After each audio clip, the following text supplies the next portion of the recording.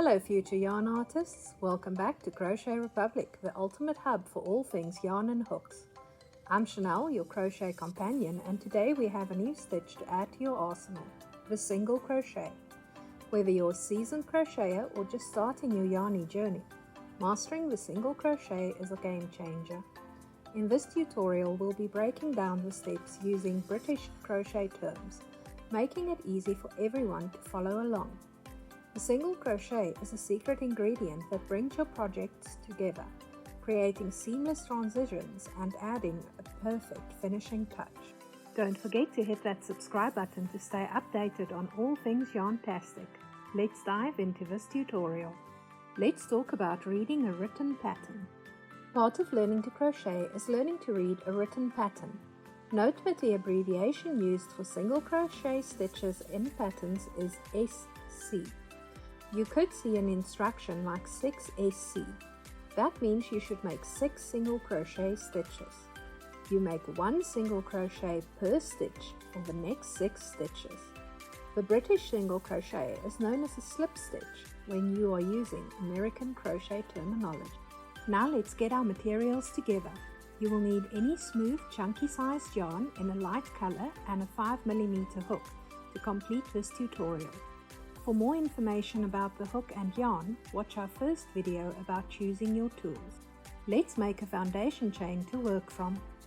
Create a slip knot like you practiced in the earlier tutorials. Then make 10 chain stitches. The chain will form the foundation of the rest of our piece. That's why we call it a foundation chain.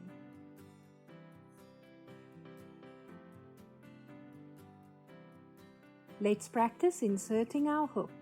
Start by identifying the second chain from the hook. This is the loop that is currently on your hook. This V is the first chain stitch from the hook. This V is the second chain stitch from the hook. This is the stitch that you want to insert your hook into. Notice that the V has 2 bars or loops that form it. This one is called the front loop because it is closest to your body. This one is called the back loop because it is furthest away from your body.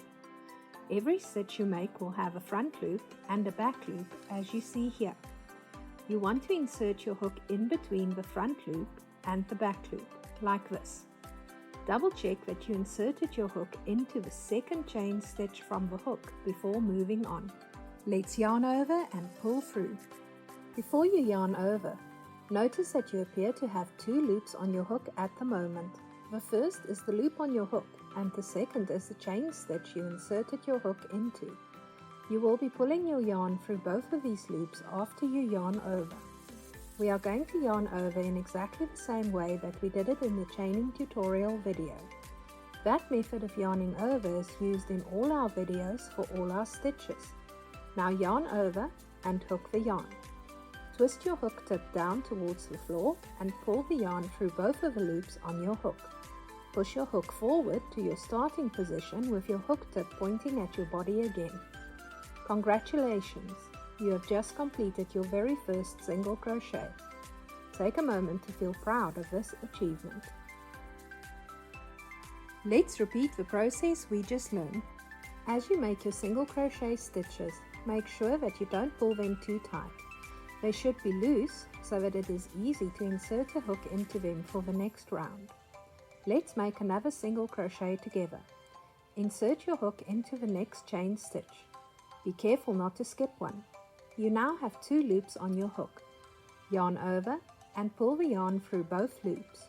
Push your hook forward to the starting position. Move your thumb and index finger down the chain so the next chain stitch is visible.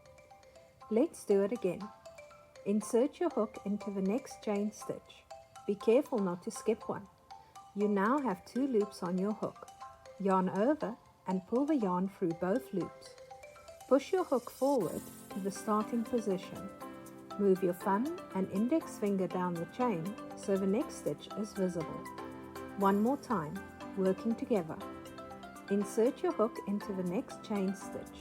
Be careful not to skip one. You now have 2 loops on your hook. Yarn over and pull the yarn through both loops. Push your hook forward to the starting position. Move your thumb and index finger down the chain so the next chain stitch is visible. Keep repeating this process until you feel comfortable making evenly sized single crochet stitches. The more you practice, the easier it will become. Remember not to pull too tightly.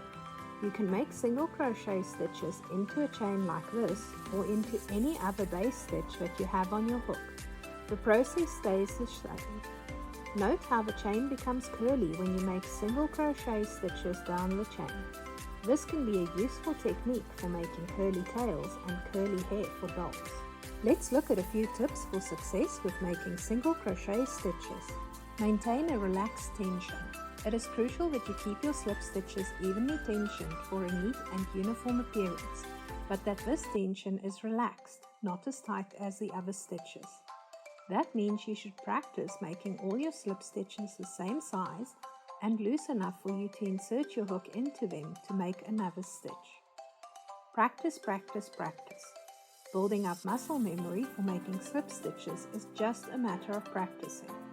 Make long chains and then work back along the chains, making slip stitches until you reach the end of a chain. You can frog your slip stitches and your chain to start over when you run out of chains to work in. Experiment with hook sizes. Making your slip stitches too tight is a common problem people have. If you just can't get yours the right size, try going up a hook size to a 5.5mm hook or even a 6mm hook when you make your slip stitches. Keep using the 5mm hook to make your chain stitches. This should solve the tension problem. And there you have it, future yarn artists. We've covered the ABCs of making single crochet stitches and laid the groundwork for countless crochet projects, from the simplest to the most intricate. I hope this guide has set you on the path to crochet success. Stay tuned for more crochet tutorials and inspiration from Crochet Republic as we continue to explore the expansive and creative world of crochet. Before you go, don't forget to hit that like button if you found this video helpful. And if you haven't already, subscribe to Crochet Republic for more crochet tips, tricks, and creative projects.